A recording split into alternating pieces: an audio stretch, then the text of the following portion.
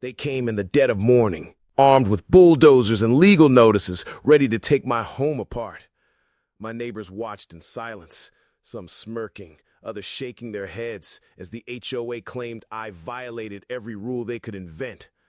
I had paid every fee, followed every regulation, yet here they were, acting like kings of a kingdom I didn't even know I lived in. And just when I thought it couldn't get worse, I discovered something about my family that made the HOA's power play look like child's play. What happens when the people trying to destroy you don't know who they're really messing with? Everyday life in our little lakeside community had always felt peaceful. Quiet streets lined with perfectly trimmed lawns, families waving as they walked their dogs, the occasional kids' laughter echoing from nearby yards. My mornings began with coffee on the porch, the sun glinting off the water, my family joking and planning the day ahead. We weren't flashy, we weren't confrontational, we simply loved our home and the freedom it gave us. But beneath the manicured lawns and polite smiles, the HOA watched every detail. Rules hung over the neighborhood like a shadow. What color you could paint your mailbox, how tall your garden flowers could grow, even how late you could park your car. Most residents ignored them quietly, paying fees and moving along. We never thought much about it until one small notice arrived in our mailbox, the language sharp and threatening, hinting at a violation we didn't understand. At first we laughed it off, thinking it must be a clerical mistake, but something in the tone, the insistence, made a chill run down my spine. The rules that had felt distant and abstract suddenly felt personal, invasive, like an invisible hand ready to crush anyone who stepped out of line.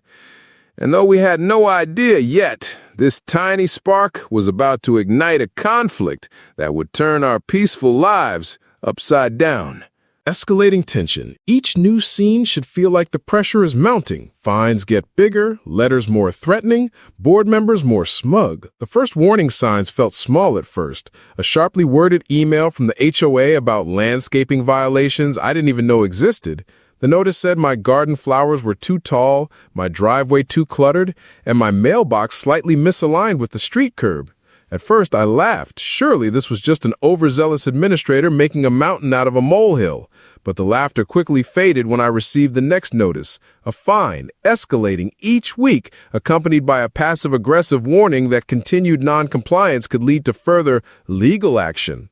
I tried to meet them halfway. I trimmed my flowers, rearranged my driveway, and even painted the mailbox an approved shade of green. Yet the notices kept coming, each one harsher than the last, each demanding proof of compliance as if I were guilty until proven innocent. By now, the tension had seeped into every corner of my life. The simple pleasure of sitting on my porch vanished, replaced by dread every time I checked the mailbox. Then came the letters demanding access to my property for inspection purposes. I had never refused an official inspection, but these requests were sudden, often at inconvenient times, and sometimes delivered with a tone that felt more like a threat than a request. It wasn't long before neighbors began staring, whispering, some clearly entertained by the unfolding drama.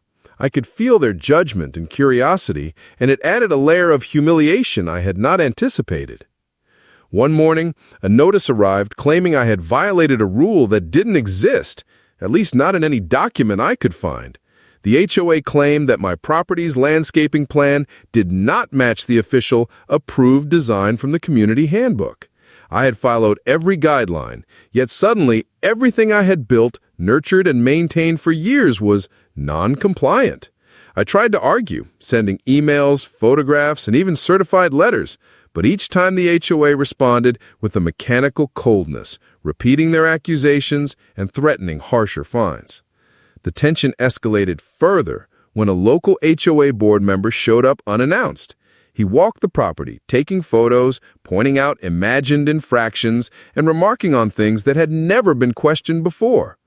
"We just want to keep the neighborhood uniform," he said, but the tone carried the barely concealed threat, a reminder that my home, my sanctuary, was under constant scrutiny.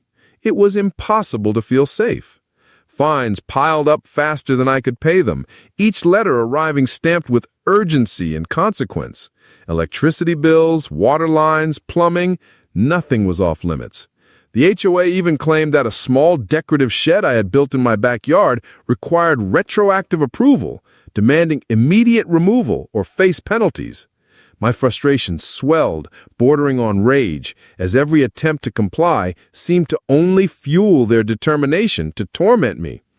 The breaking point came when I discovered that the HOA had begun discussing my property at community meetings, framing me as a disruptive, rule-breaking resident. Friends and acquaintances whispered behind my back. Even those who had been supportive seemed nervous, unsure if aligning with me might make them the next target. Isolation, humiliation, and helplessness wrapped around me like a cold fog.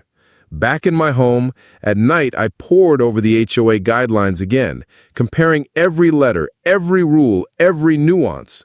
I meticulously documented each interaction, each notice, each fine, preparing for the inevitable escalation. But the more I dug, the more apparent it became. The HOA was operating in a gray area, bending rules to intimidate rather than enforce.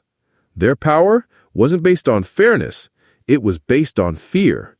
And then, just when I thought I had anticipated everything, a letter arrived that changed everything. It was marked "Immediate Action Required," and it referenced multiple alleged violations, fines, and threats of property liens.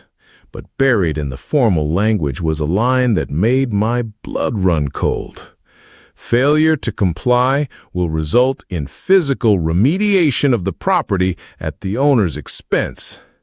In other words, they were planning to come onto my land and physically alter or remove structures that had been part of my home for years. My heart raced as I read it. Was this legal? Could they really do that? I felt cornered, suffocated, and yet a strange resolve began to take root. This wasn't just about flowers, mailboxes, or sheds anymore. It was about my home, my family, and my dignity. I realized that to survive this ordeal, I couldn't just comply, I had to fight back.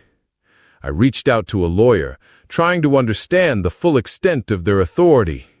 Each call, each consultation revealed just how much power the HOA wielded, but also where they overstepped. There were loopholes, technicalities, and moments of vulnerability that they hadn't anticipated. Slowly, a plan began to form in my mind, not out of malice, but necessity. But as the days passed, the tension only grew. Unmarked cars began parking near my home. HOA members appeared more frequently than ever, seemingly just watching, evaluating, waiting for me to make a misstep. Every email, every notice, every visit became a test of endurance, a battle of wills. I knew the climax was coming. I just didn't know how or when. And then one evening, I stumbled upon a revelation that would tilt the scales completely. Something about my family's background, long hidden from casual observers, suddenly gave me leverage I never knew I had. The very people who thought they were untouchable were about to discover that their carefully constructed power had cracks I could exploit. At that moment, I realized the fight was no longer just about fines or letters. It was about proving that intimidation and arbitrary authority couldn't dictate the life I had built. The next steps I took would shock the HOA, bewilder the neighbors, and change the course of our lives forever. The morning air felt heavier than usual, thick with tension, as if the sky itself knew what was about to unfold. For weeks, the HOA had pushed, threatened, and cornered me, each letter, each fine, each unannounced inspection ratcheting up the pressure. But today was different. Today, I refused to feel helpless any longer. My family stood behind me, a quiet, unwavering wall of support, and together we prepared for the showdown that had been looming for months. The HOA board arrived precisely at 9, just as the notice had warned. Dressed in their polished suits, clipboards in hand, they marched onto my property with the confidence of people who believed their power was absolute. Cameras clicked, neighbors peeked over fences, whispers rippled through the street, but I ignored them all. My heart pounded, adrenaline sharp and clear, because beneath their authority, I now saw vulnerability. Their leader, a stern woman named Margaret, stepped forward, voice clipped and commanding. "We are here to enforce compliance," she said, glancing around as if I were already guilty. I stayed silent, letting her words hang in the air like smoke. Her eyes narrowed when she noticed my family standing beside me, a subtle warning that they were prepared to escalate. But I had a secret they didn't know, one that had been quietly brewing while they assumed they held all the cards. As she began reciting their litany of violations, driveway cracks, fence alignment, mailbox color, I allowed myself a small, almost imperceptible smile. They were listing trivialities, minor discrepancies blown out of proportion, while their real mistake was underestimating me. I calmly stepped forward, interrupting their script. "Before you continue," I said, "it's important you understand the full scope of who you're dealing with." Margaret blinked, momentarily thrown off. A ripple of confusion passed across the faces of the board members. "What do you mean?" she asked.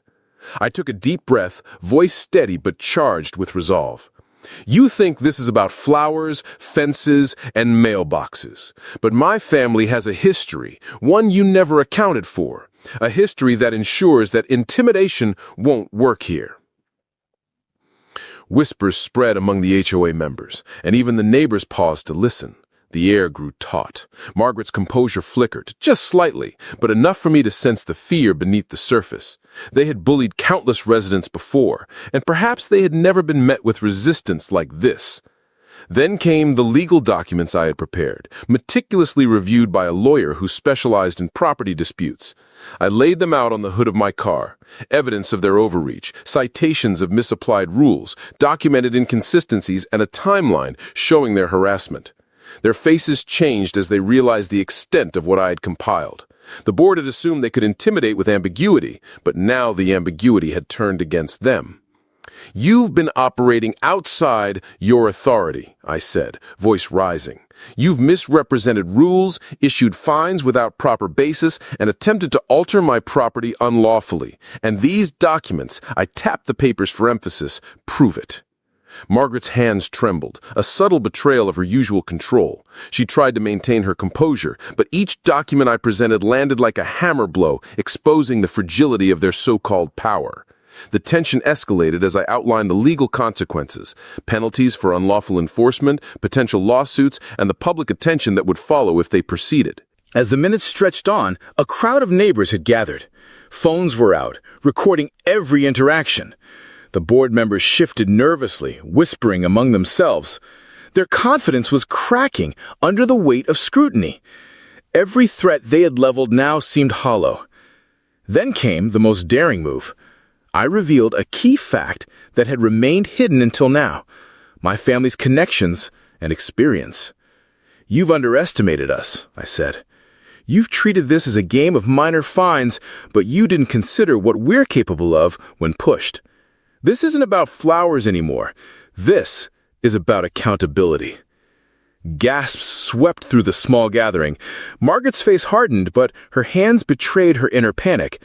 The board members realized that their attempt to assert dominance had backfired spectacularly. What was supposed to be a simple enforcement visit had turned into a revelation. They were exposed, vulnerable, and now under scrutiny from every corner of the community. As I spoke, my resolve became a visible force. Each word, each gesture carried authority and conviction. I outlined precisely what they could and could not do, referencing legal boundaries and public codes. Every attempt they made to interrupt or intimidate was counted with fact, documentation, and calm precision. Their voices grew strained, defensive, and desperate, as the room filled with murmurs of neighbors witnessing the spectacle. By now, the HOA's intimidation tactics had completely unraveled. Margaret attempted one last warning, a feeble claim that they would escalate if I didn't comply. But the crowd's eyes and the weight of the evidence behind me silenced her before the words were fully spoken. I could feel the energy shift, the fear in their posture, the hesitation in their gestures. The balance of power had tipped completely. I paused, letting the moment linger. The board, who had entered with certainty and pride, now faced the consequences of underestimating a homeowner who refused to be bullied. And then, just as the tension peaked, a neighbor stepped forward, nodding subtly, signaling support, and silently validating the stand I had taken. The weight of community scrutiny pressed down, leaving the HOA stunned and off balance. But even as I felt a surge of vindication, I knew this wasn't the end. The documents, the exposure, and the legal pressure had shifted the battle, but there were still consequences to navigate. The fight was won for now, but the aftermath, the HOA's response, the community gossip, the long-term ripple effects remained uncertain. And in that moment, as I stood there, heart racing, adrenaline coursing, I realized something crucial. Standing up had transformed everything. What they had assumed would be an easy intimidation campaign had instead exposed them, revealed their overreach, and created an opening I could exploit. The scales of power had flipped, but the story wasn't over. I looked at the board members, their faces pale, their hands empty of authority. Then I turned to the gathered neighbors, some of whom had doubted me, others who had quietly supported, and said under my breath, almost to myself, "You have no idea what just hit you." It was the climactic turning point, the moment where fear, strategy, and courage collided. And as the HOA retreated, flustered and broken in confidence, I knew the resolution was near. But the consequences of this confrontation would echo far beyond this single day. The community, the board, and my family's lives were all about to be changed forever. The dust had barely settled when the reality of what had just transpired began to sink in. The HOA board had retreated from my property, their once imposing posture diminished to nervous compliance. Neighbors who had once whispered judgments now approached cautiously, some with nods of respect, others with hesitant curiosity. For the first time in months, the oppressive weight of surveillance and arbitrary authority was lifted, replaced by a fragile sense of relief. In the days that followed, the immediate consequences of the confrontation became apparent. The HOA, forced to reckon with the legal documentation I had presented, issued a formal statement retracting the baseless fines and acknowledging the misapplied rules. Though their pride remained bruised, they were effectively neutralized in their ability to intimidate or manipulate me further. The inspection requests stopped, the threatening letters ceased, and the subtle but constant monitoring of my property vanished. Yet the victory was not just procedural, it was deeply personal. I could finally walk through my yard without that knot of dread tightening in my chest. Mornings returned to a semblance of normalcy, with sunlight reflecting off the lake, my family joking and planning our days without the constant interruption of another notice or unannounced visit. Each trivial act of enjoying our home, watering the garden, fixing a broken fence, or even parking in our driveway was now imbued with a quiet triumph, a reclaiming of territory that had been psychologically compromised for too long. The broader community, too, felt the ripple effects. Those who had once silently observed or even participated in the subtle enforcement culture began to question the HOA's motives. I received messages from neighbors who had endured their own frustrations but felt powerless, thanking me for standing up and demonstrating that resistance was possible. Small acts of rebellion emerged throughout the neighborhood: a slightly taller flower bed, a mailbox painted outside the approved color palette, a decorative fence left unaltered. The invisible hand of conformity had loosened its grip, replaced by cautious but growing confidence. Of course, not every response was positive. The HOA leadership attempted to salvage their authority through procedural maneuvers, subtle changes to bylaws, whispers of rule enforcement elsewhere, but these actions lacked the previous weight. The legal documentation I had meticulously compiled now acted as a protective shield, a barrier that rendered further intimidation ineffective. Each attempt to assert power now met with calm, informed resistance, leaving the board visibly frustrated, their intimidation tactics nullified. Within my family, the impact was equally profound. The months of stress, tension, and fear had bonded us in unexpected ways. We had discovered reserves of patience, strategic thinking, and courage that we had not realized existed. Evening conversations by the lake were no longer tinged with worry about the next HOA notice. Instead, they were filled with planning, dreams, and humor. Our home had become a sanctuary once again, a space where autonomy and respect were restored. Triumphant but reflective, calm yet powerful. The confrontation also offered lessons that extended beyond property boundaries.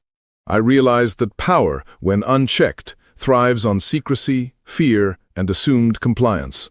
By shedding light on the HOA's overreach, documenting every interaction, and understanding the legal framework, I had shifted the power balance. Knowledge and preparation had become the ultimate weapons, reinforcing the notion that authority alone does not guarantee control. Understanding and courage do. The HOA's retreat, however, was only the beginning of a longer-term narrative. I initiated a series of community workshops aimed at educating residents about their rights, the limitations of HOA authority, and strategies for peaceful resolution of disputes. Attendance grew steadily, with neighbors sharing experiences, asking questions, and slowly dismantling the culture of fear that had persisted for years.